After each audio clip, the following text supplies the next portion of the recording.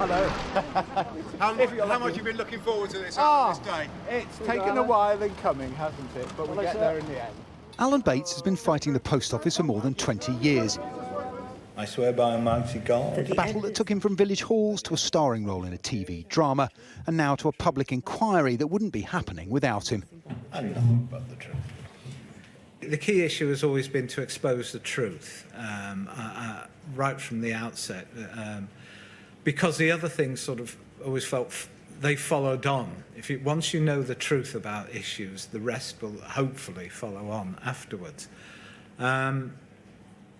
I mean, I didn't set out to spend 20 years doing this. Ready to tell our story. In ITV's Mr. Bates versus the Post Office, he was portrayed as stubborn, forensic and indefatigable. We're fighting a war against an enemy owned by the British. All true in person, of a man who exposed hundreds of wrongful convictions and repeated attempts to cover up the failures of the Horizon computer system. He now says his own compensation is being held up. I'm trying to fight for everyone's financial redress in this. But I've also got to fight for my own as well.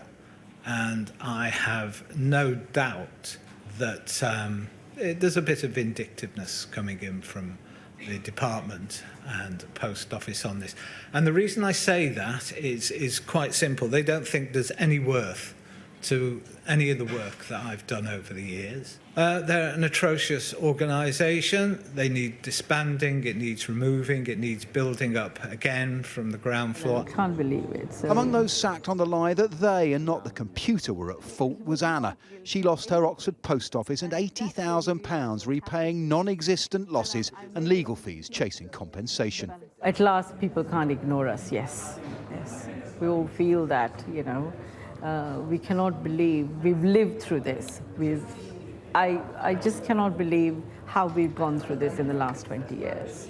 The man responsible for righting the wrongs promised finally to heed Mr. Bates's words. It was very, very compelling, the evidence that he provided today, very sobering for those of us in the post office as we stand, and we want to make sure that the culture of today's post office learns the lessons from the past. That's very, very much what I want to do.